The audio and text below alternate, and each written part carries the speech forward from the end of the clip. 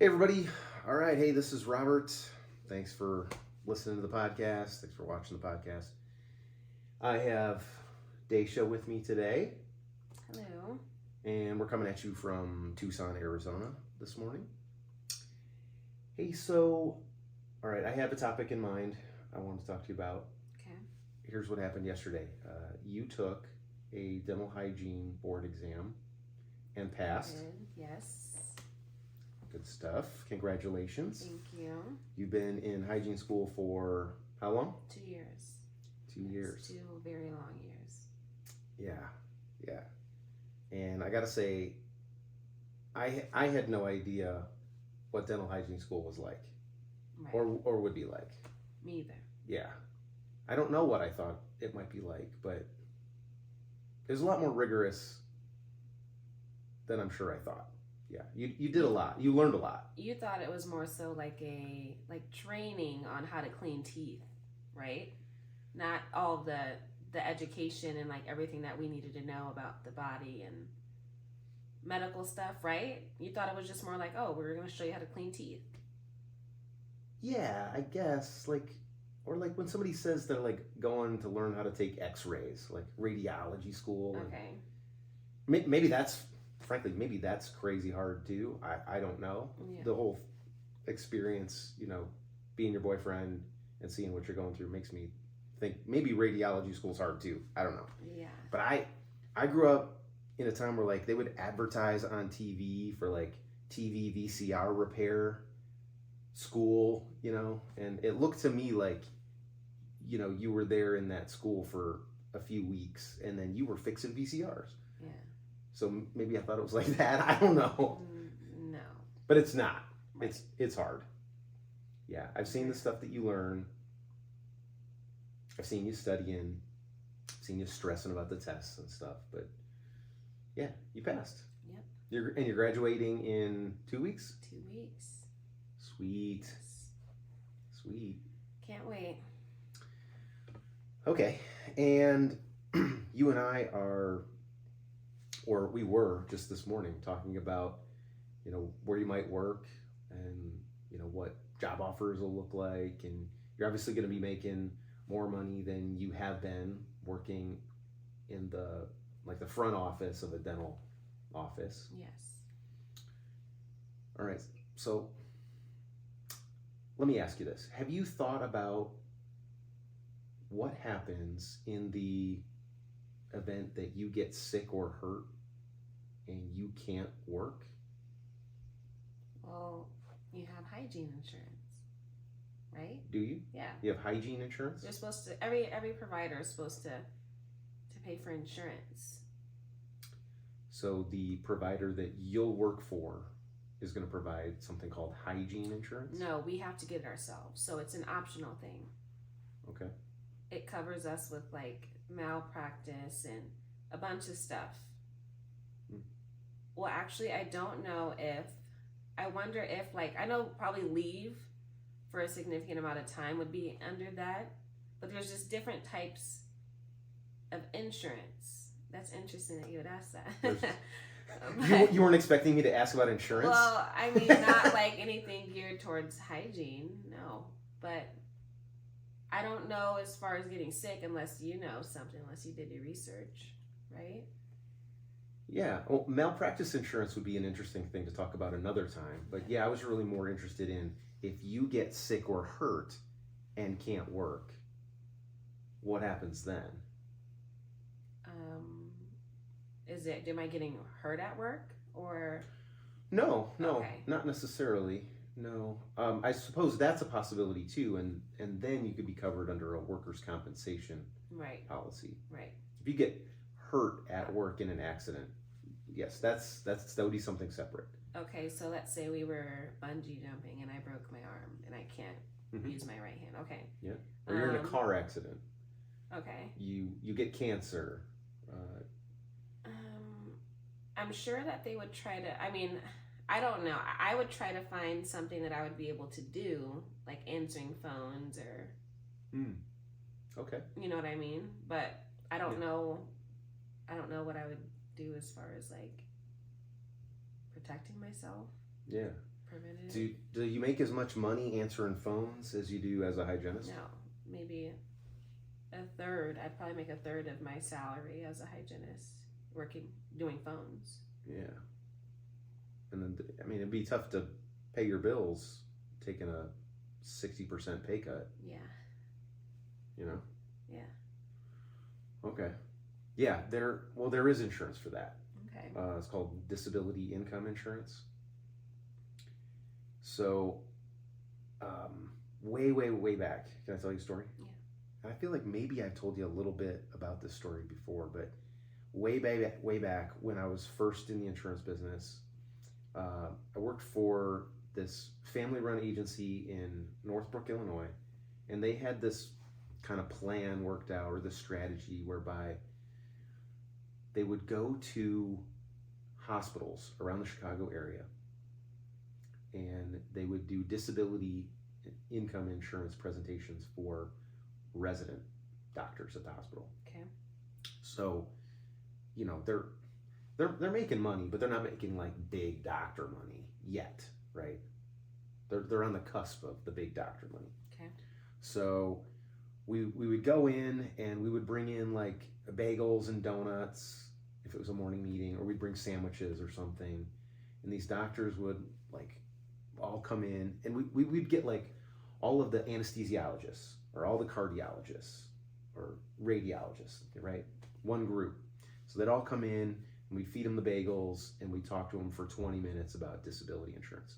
And for these guys, we would always hit home one provision in the disability income insurance policy, and it was the definition of disability.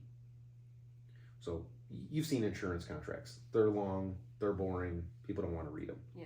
But this provision was really important for doctors, and I think also could be important for you as a hygienist. So the definition of disability will read something like this.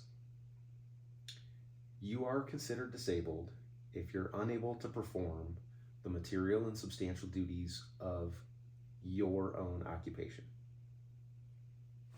Period. As you like to say, period. Period. Period. Unable to perform the material and substantial duties of your occupation. Okay, so as a cardiologist, you know, if they were a heart surgeon, you know, if they can't do heart surgery, they're on disability. In your case, if you can't perform hygiene services, you're on disability. Now, there's other contracts, other insurance contracts that will read differently. And they might say, you are considered disabled if you're unable to perform the material and substantial duties of your own occupation or any other occupation for which you are qualified based on education and experience. So then, if that was your definition in your insurance contract, and let's say you had a back problem, let's say, and you just physically couldn't be over a patient for hours and hours a day. Mm-hmm. It happens all the time. Yeah. Yeah. Right. Dental hygienists. As you've told me. Dental hygienists, the number one like musculoskeletal injury is carpal tunnel syndrome. Mm-hmm. And also like back pain. So like a lot of chiropractors say that dental hygienists are like one of the most common providers that come in and get adjustments. So yeah. So if you had that definition in your policy, you clearly couldn't be a hygienist anymore. They might say to you, oh, well, you know what? You could teach. Right. Do you think you'd make as much teaching as you do? Oh, no. Okay. Well, that's where the insurance companies got you. Okay. They're not going to pay your claim. They're going to send you to work at a school and teach and make less money.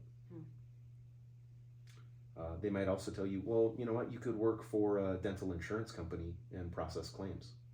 Based on your education, you'd be great at processing claims. The insurance company would be telling me this? What they would tell you is, you're able to work, lady. Okay? It's too bad you can't be a hygienist anymore, but you're able to work, so go get to work. Yeah. Yeah. People don't like to hear that. Yeah. No. They'd say, well, I bought insurance, so if I can't do my job, I get paid. And they would tell you correctly, well, you should have read your insurance agreement because that's not what it says. It doesn't say if you're unable to do your job. It says any other job for which you're qualified. And then you have some like really garbage insurance policies that'll say if you're unable to perform like any work of any kind. Okay, well that's not what you want to buy. Right. So, I mean, it is important that you have disability income insurance, and that would be a really important thing to look at is the definition of disability. Okay. And then there's, of course, other key components like, well, what is it going to pay you if you can't work? You're typically going to find something that's going to pay you 60, 70, maybe 80% of your pre-tax gross pay. In a year. They'll pay you probably monthly, but yeah. For however, like there's a certain time period that I would sign up for, or. Oh, like when you apply for the policy, they'll do some financial underwriting. So they'll look to see that you're actually making what you say you are. Mm-hmm. So let's use round numbers. Let's say $6,000 a month. You're earning $6,000 a month at the time you apply for the coverage. So they'll offer you a benefit that is, say, 3/4 of that, 75%. So that's going to be $4,500. So that'll be listed in your policy. If you're disabled, they will pay you $4,500 per month. And right, but how long is this? You want to know how long the benefit period is? Yeah. Yeah. Well, that's another option that you'll look at in the contract. Okay. It might be 2 years, might be 5 years, 7 years, 10 years. Okay. It might be until your full retirement age, which for you is going to be 67 years old. So they raised it. Who did? I thought it used to be like 63 or 65.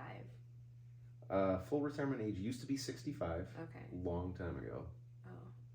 Yeah. Okay. Like for your dad, it's probably 66. Or what year was he born? 60. Yes.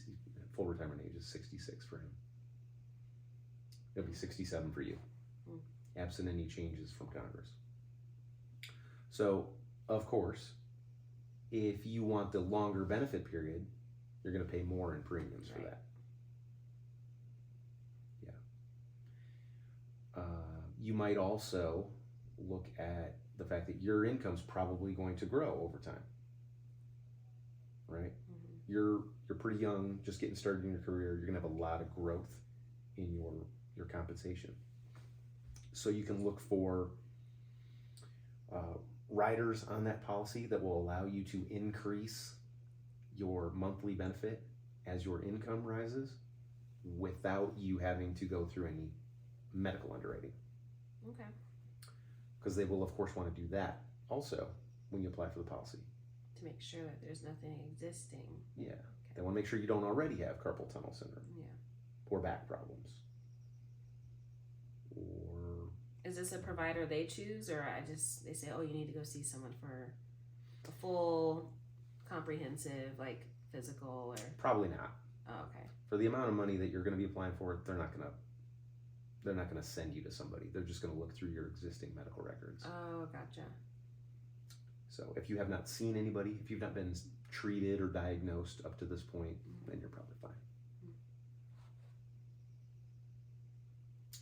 But it's often overlooked. It sounds like somebody has talked to you about this before, at least quickly. Well, the insurance? Yeah. So they said it was really important because hygienists typically get the most serious consequences, which is crazy because dentists hold more power, responsibility, right? I think now you're starting to go into the malpractice stuff again. Well, I thought that's what you were just saying. Well, it's really different from disability income insurance. Okay, so I'm confused. So you were just saying I've talked about this with someone. Yeah. I guess I was asking, has somebody talked to you about disability income insurance in case you get sick or hurt? Gotcha.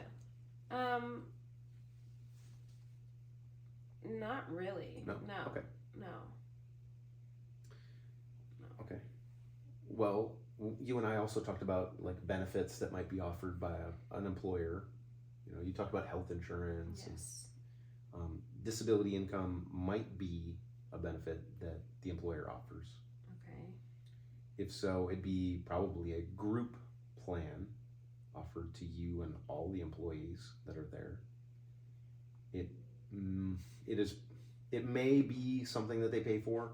It might very well be something that they just offer to you and you purchase. Yeah. As part of their I group haven't plan. really seen those much. So Yeah. have to look into that. It's unfortunate. I don't know that I've seen recently the stats on what percentage of employers offer that kind of coverage, but it really does vary like industry to industry. So I don't know if that's something that dental offices typically offer. Yeah. The office that you currently work for in the front office, do they have disability income insurance? I'm not sure. I knew I wasn't going to be working. Like I don't work full time, so I don't get any benefits. So I'm not sure. Right. When I went to hygiene school, we had like a change in employers, so I never bothered to look at it. But okay. Yeah. If they have it on a group basis in the office where you work, that's a great thing. The benefits might not be tailored to you perfectly, but you're automatically, eligible. The problem, one problem with individual disability income insurance, it's really hard to qualify for. Medically, it's really hard to qualify for. why is that? Even if you're healthy? You want to know why? Because people get sick and people get hurt and they end up using disability income insurance. Yeah. Do you think it's more likely that in the next 40 years you would pass away or get sick or hurt and miss work? Yeah, get sick. Yeah, you're much, much, much more likely to get sick or hurt and miss work. Like you were just giving me grief about potentially going back and playing softball again. And why? Because you might get hurt. Yeah. Yeah, because I might get hurt. Yeah. And you're not wrong. I know. Like Yeah, I know. Yeah, you're not wrong. People get hurt doing those sorts of things. Right. Well, we were golfing yesterday, and like a couple different times you were thinking I was going to tip the cart over, and yeah, we would have been hurt. right. Yeah. By the way, I was not about to tip the cart over. I'm not a reckless golf cart driver. Right. Sorry. Like there's hills and stuff, and you'd be Yeah. like, oh. Well, no, because you won't see stuff till the last minute, and you know that happened. You're like, oh, okay, like let me. That's true. And you slam, yeah. Yeah, and going down, it was like the 15th hole. Maybe it was the 16th, like that was really looking forward to. And there was like that big body of water in front of us, and like we couldn't even the see. sunrise. Yeah. Like the sun is setting right there, and like we're about to drive right into the reservoir. Yeah, I was like, ugh. Yeah. That would have been bad. Mm-hmm. For you. You a good swimmer? I haven't swam. I can't remember the last time I did. But I wasn't like the best. Like I learned as a child, but I don't know. Who knows how that water is? Dirty, nasty, and when the golf cart goes in, we aren't expecting to like hit the water. Like I'd be disoriented. Do you ever see those accidents where like both people die because like the one that can't swim is like dragging the other one down as they're trying to like get out? No, but I would be very far away from you if that was the case. No, I'm imagining, like, I can swim. I'm imagining you I'm being not- disoriented, no, and you're, like, but- grabbing me, like, babe, babe, But babe. I'm not going to make you drown. I'm like 120 pounds. But in a panic, like the adrenaline is pumping, like, you'd be grabbing I feel me. like you'd be panicking more than I would. You'd be dragging me down. You would panic more than I would. But I You're can very swim. dramatic. I'd swim out. You wouldn't save me? Like, your first instinct wouldn't be like, okay, let me get her first. And then Well, I'm not a lifeguard. it doesn't. I don't know how I'm to your save. girlfriend, I don't know how so- to save people in the water. I know how to save myself. Like, that was the lesson You know I got when what? I was a kid. And I could totally imagine you just like saving yourself and me being in the water. And then I'd be at the edge and I'd be like, Yeah. "Come on, babe, come on, get over You're here." horrible. I'd be looking for those little donut things. What do they call it? Life preserver. Yeah. You're horrible. All right. Well, good news. Like, how far out would we really like drive into the water? I don't know. It would have fallen into the water, but we'd be right at the edge. Anyway, okay, this took a turn. That was one way that we could be hurt and unable to work. Yes. Yeah, but I just feel like golf is different than softball. Like, we don't go every day. We don't have practice. We don't have stuff we have to attend. Like, we just go when we feel like it. So I think you're putting yourself more at risk going to softball for months, and you're doing the same type of, body movements and things that are going to put stress on your body. You're going to be running. You don't run during golf. That's just, yeah. It's way more competitive than golf.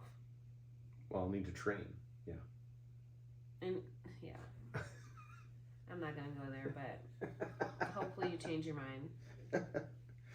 Okay. Well, people get sick and they get hurt much more frequently than they would die prematurely. So the premiums are expensive and it's hard to qualify for. The disability income insurance, I mean.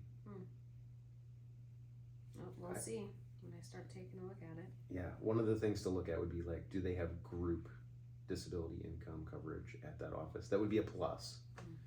Anyway. I have not seen that since I've been searching for jobs. Like, disability has never came up as far as like benefits or part of a package or anything like that.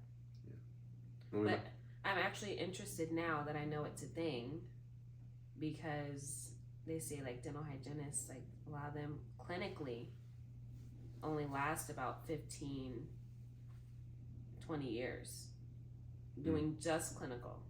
But there's even girls that I've heard of, graduating hygiene school, and then it's so much stress on their body, they feel like they're gonna get an injury, or they end up getting hurt and they can't work anymore as a hygienist, so they take up lashes or makeup or something. Ooh. Yeah. So yeah, I'm gonna have to look into that for sure. Okay. Well, there you go. Something new to consider. Good job. Well, super excited for you. Super excited. It's going to go fast. Oh, and you know what? We're going to celebrate. Where are we going? Right now? Well, no, Miami. not really. Miami round 2. Yeah, we're going to Miami for a week to celebrate and cut loose right after graduation. It's going to be a good time too. And yes, you say round 2 because we were there like just before Christmas and Yeah. had a good time. Celebrating, yeah. Yeah. All right. So if you see us around downtown Miami, South Beach, or wherever we end up, Yeah. give her a congratulations. All right. Well, good stuff. I hope you felt like there was at least one interesting thing about insurance in there. Yeah, definitely. All right. Good Didn't stuff. know that, so. Good stuff. All right. We will be back in a couple weeks with another episode.